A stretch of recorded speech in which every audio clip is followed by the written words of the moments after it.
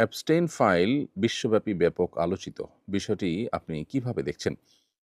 এটিকে সাদা চোখে আমরা তো দেখছি যে একজন মানসিকভাবে বিকারগ্রস্ত বা বিকৃত মস্তিষ্ক মানুষের প্রচণ্ড রকমের পিশাচিক কর্মকাণ্ড। বাট এটাকে এর বাইরে আরও বিভিন্ন অ্যাঙ্গেল থেকে দেখবার সুযোগ আছে। বিশেষ করে যখন এর সাথে এমন রথী মহারথীরা যুক্ত, এই বিকৃতি, এই পৈশাচিকতা, এই নির্মমতা, এই আপনার পশুসুলভ উল্লাস, আনন্দ এবং ভোগ, এটার সাথে যারা জড়িয়ে আছে সে মানুষগুলোর দিকে তাকালে সবাইকে বিকৃত মস্তিষ্ক বলে চালিয়ে দেওয়া সহজ নয়। দ্বিতীয়ত, এই ব্যক্তি অ্যাবস্টেইনের বিভিন্ন বক্তব্য, তার বিভিন্ন সময় সাক্ষাৎকার এবং তার উপর অল ওভার যে ফলো আপ, সেটির সামারিতে এসে নিশ্চিন্তে বলা যায় বা নির্দ্বিধায় বলা যায় যে এটা মূলত শয়তান পুজো যারা করে তাদের রিচুয়ালের অংশ। আমি অতি সম্প্রতি একটি ভিডিওতে ইউএসএ থেকে কোনো একটা অনুষ্ঠানে একজন ইহুদি নারীকে একজন সাংবাদিক প্রশ্ন করেছেন যে, "আপনাকে একটা ভালো ইহুদি ফ্যামিলি হিসাবে আমরা জানি। আসলে কি তাই?"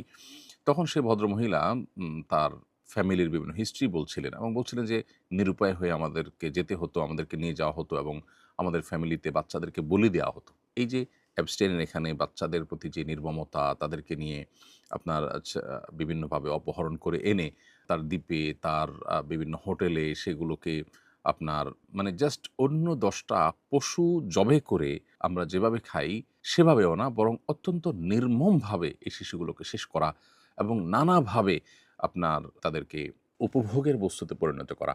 শিশু, নারী এরকম আরও বিভিন্ন যে মানুষগুলোর প্রতি যে নির্মমতাগুলো করা হতো, এই পুরো প্রক্রিয়াটা সম্পর্কে সে ভদ্রমহিলার বক্তব্য অনুযায়ী বোঝা যায় যে এটি মূলত শয়তান পুজোর অংশ। শয়তানের যারা পুজো করে, উপাসনা করে তাকে সন্তুষ্ট করার জন্য রিচুয়ালের অংশ হিসাবে এই সমস্ত আপনার নোংরামো করতে হয়। এই নোংরামোর এমন পার্ট আছে যেগুলো আসলে মুখে উচ্চারণ করবার যোগ্য নয়। সেই জিনিসগুলো তারা করত এবং বিশ্বের ক্ষমতাধররা বড় প্রভাবশালী ব্যক্তিরা দিন শেষে এই সমস্ত রিচুয়ালের মধ্য দিয়ে তারা পার হয়। এখানে এই যে ইহুদি ফ্যামিলির যে মহিলার সাক্ষাৎকার এবং আপনার অ্যাবস্টেইনের যে বিভিন্ন সময় সাক্ষাৎকার বা তার যে লাইফস্টাইল বা তার যে পুরো কার্যক্রম, এটা ফলো আপ করলে বোঝা যায় যে শিশুদেরকে বলি দেওয়া কত নির্মমভাবে কে বলে দিতে পারছে এবং নারীদের প্রতি কত নির্মম কে হতে পারছে অপহরণ করে এবং আপনার ঐচ্ছাচিকতা কতটা করতে পারছে এর উপরে শয়তানের সন্তুষ্টি অনেকটা নির্ভর করে। আল্লাহ যে মানুষকে সতর্ক করেছে শয়তানের ব্যাপারে এবং বারবার করে শয়তান থেকে আমাদেরকে সাবধান থাকতে বলেছে এবং শয়তানকে সন্তুষ্ট করে শয়তানকে শয়তান আল্লাহ সৃষ্টি, তাকে তার বিশেষ কিছু পাওয়ার আল্লাহর তরফ থেকে দেওয়া আছে, এটা পার্ট অফ এক্সাম, পরীক্ষার অংশ।